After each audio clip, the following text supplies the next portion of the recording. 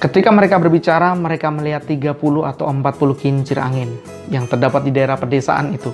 Dan begitu Don Quixote melihat benda-benda itu, ia berkata kepada pembantunya, "Keberuntungan membimbing urusan kita dengan lebih baik daripada yang kita bayangkan. Karena kau lihat di sana Sancho Panza, 30 atau lebih raksasa yang sangat besar yang ingin kuperangi dan kuhabisi hidup mereka. Dan dengan rampasan kita akan menjadi kaya. Karena itu adalah kesejahteraan yang merupakan hak kita dan merupakan pelayanan hebat kepada Tuhan untuk menyingkirkan makhluk yang begitu jahat dari muka bumi." "Raksasa-raksasa apa?" kata Sancho Panza. "Itu yang kau lihat di sana itu. Dengan tangan-tangan panjang, kadang-kadang panjangnya sampai 6 mil. Lihat Tuan, benda-benda yang muncul di sana itu bukan raksasa, melainkan kincir angin." Tapi Don Quixote gak peduli dan dia serang itu kincir angin yang dipikir itu adalah raksasa. Dan dia bilang, "Jangan lari pengecut dan makhluk rendah, karena hanya satu kesatria yang menyerangmu." Dan tepat pada waktu itu angin mulai bertiup dan bila-bila itu mulai bergerak, dan melihat itu Don Quixote berkata, "Meskipun kau menggerakkan lebih banyak tangan daripada raksasa Briarteus, ku harus menjawab." Dan kemudian Don Quixote menyerang dan menyerjang pakai tongkat tombaknya itu. Dan Don Quixote terangkat ke atas dan dia jatuh. Boom. Itu lucu banget. Oke. Selamat malam teman-teman. Hari ini saya bawa satu novel yang membuat saya benar-benar terhibur sekali dengan novel ini. Ini novel judulnya Don Quixote dari La Mancha. Ini novel yang legendaris banget. Ditulis oleh Miguel de Cervantes tahun 1605. Dan bayangkan teman-teman, terjual 500 juta kopi. Bayangin tahun itu terjual 500 juta kopi. Itu pencapaian yang benar-benar luar biasa banget. Dan fansnya meminta untuk menulisnya lagi. Dan 1615, 10 tahun kemudian terbit yang jilid kedua. Dan dari jilid 1 dan jilid 2 itu total ada 1000 halaman. Bayangkan 1000 halaman. Teman-teman, ini adalah novel, bahkan ini masuk dalam 1001 novel yang tidak dibaca sebelum kita sebagai manusia meninggal. Wah, ini benar-benar nggak boleh dilewatin banget. Dan benar, itu tadi adalah cuplikan yang saya baca itu adalah cuplikan yang benar-benar buat saya tuh ketawa dan terhibur sekali. Dan ini novel merupakan karya fiksi pertama modern ya, karya novel fiksi modern pertama gitu ya di Eropa, dan ini menjadi semacam tonggak atau semacam pondasi bagi novel-novel berikutnya. Dan ini, waduh, ini karya yang benar-benar luar biasa banget. Bahkan ini menjadi semacam warisan gitu ya, warisan sastra Spanyol begitu ya. Di tangan saya ini terbitan dari buku obor, diterbitkan oleh seorang ibu ya, Profesor Absanti Djoko Suyatno, diterjemahkan langsung dari bahasa Spanyolnya. Teman-teman, kalau teman-teman mau baca mungkin lebih menarik dari bahasa Inggris. Saya pikir mau bahasa Inggris, mau bahasa Indonesia, semuanya sama aja ya. Kenapa? Karena semuanya menerjemahkan langsung dari bahasa Spanyolnya. Dan kenapa? Karena memang sulit gitu ya. Salah satunya sulit untuk diterjemahkan karena bahasa Spanyol mungkin memiliki kekhususan yang tersendiri. Gitu ya. Dan novel ini benar-benar menarik banget untuk dilakukan sebuah semacam kritik sastra, dan udah banyak banget novelis-novelis sekaliber dunia yang melakukan kritik ini. Contohnya adalah Vladimir Nabokov, seorang novelis yang menulis novel Lolita ya, salah satunya. Dia bahkan mencintai banget tokoh ini. Bahkan dia nggak tega gitu. Dia nggak tega kalau misalkan tokoh ini belum kuliahnya.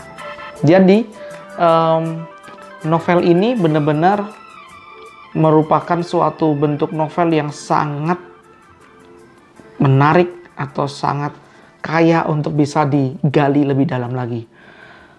Miguel de Cervantes, ada seorang kritik sastra, salah satu kritik sastranya gitu ya. Miguel de Cervantes ini menulis Don Quixote ini benar-benar istilahnya kejem banget gitu ya. Miguel Cervantes ini kayak sengaja banget menciptakan tokoh yang hanya untuk dibully gitu loh teman-teman. Hanya untuk dibully, untuk ditertawakan, disiksa, pokoknya begitulah. Karena emang Don Quixote ini diciptakan sebagai seorang tokoh yang kesatria yang majnun atau gila gitu loh. Dan kita benar-benar akan dibuat tertawa gitu ya, semacam komedi begitu ya. Tetapi di tengah kegilaannya itu terkadang itu banyak banget kata-kata bijak gitu ya. Jadi istilahnya di tengah kegilaan tapi ada juga kata-kata bijaknya dari Don Quixote di sini. Wah, menarik teman-teman untuk teman-teman baca ini novelnya. Dan yang menarik lagi adalah ketika saya baca novel ini sempat membingungkan saya. Kenapa membingungkan? Karena di novel ini dia cerita tentang novel ini juga. Kebayang nggak teman-teman? Saya pikir saya nggak pernah loh baca novel zaman sekarang di mana novel itu cerita tentang novelnya dia sendiri. Bahkan dia cerita tentang novel-novel dia yang lain. Nah, katanya sih, menurut salah satu kritik sastra, di zamannya Cervantes itu wajar atau itu lagi ngetren gaya bercerita dengan kayak semacam menciptakan pantulan-pantulan atau cermin gitu ya, mirroring terhadap novel dia sendiri. Nah begitu, jadi pokoknya waktu saya baca, wah membingungkan gitu ya, tapi lucu, unik, aneh gitu ya pokoknya. Bahkan novel ini juga bercerita tentang cerita yang lain gitu. Pernah nggak teman-teman baca novel di mana novel itu cerita tentang cerita lain? Gimana gitu ya? Tapi ini menarik banget untuk dibaca. Saya teman-teman rekomend banget untuk mungkin menghabiskan waktu-waktu di rumah gitu ya. Mungkin kerja di rumah, di sela-sela baca novel ini. Ini bagus banget novel ini. Benar-benar sangat rekomend banget.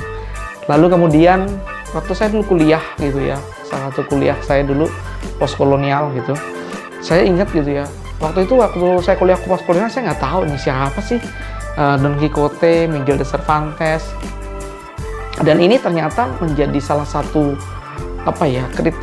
kritik sastra dari postkolonial ya, ilmu bagian cabang ilmu postkolonial. Kenapa? Karena di sini juga ternyata Miguel Cervantes itu memasukkan pandangan dia sebagai orang Eropa melihat dunia timur. Dunia timur di sini sih Arab yang dia lihat ya. Spanyol dan Arab begitu kan dulu pernah sangat dekat gitu ya. Arab pernah menguasai wilayah Spanyol begitu ya. Dan di sini diceritakan bagaimana pandangan Cervantes terhadap dunia timur yang digambarkan di novel ini gitu ya. Dan ternyata ini benar-benar sangat kaya banget ya. Tidak hanya sastra tapi segala hal bisa masuk untuk melakukan kritik di sini. Teman-teman, saya nggak usah panjang lebar lagi. Teman-teman wajib banget baca buku novel ini. Saya baru baca jilid pertama, jilid kedua masih menunggu saya, begitu ya. Dan mungkin kalau mau beli bukunya mungkin nggak tahu di Gramedia, saya nggak tahu ada atau enggak ya. Saya beli online.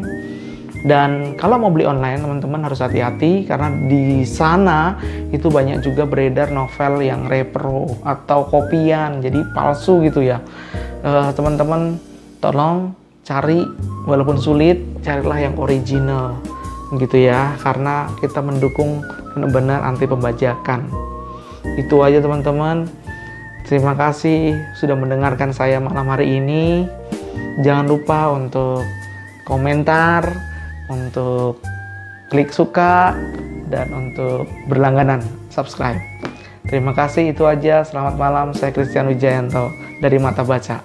Bye.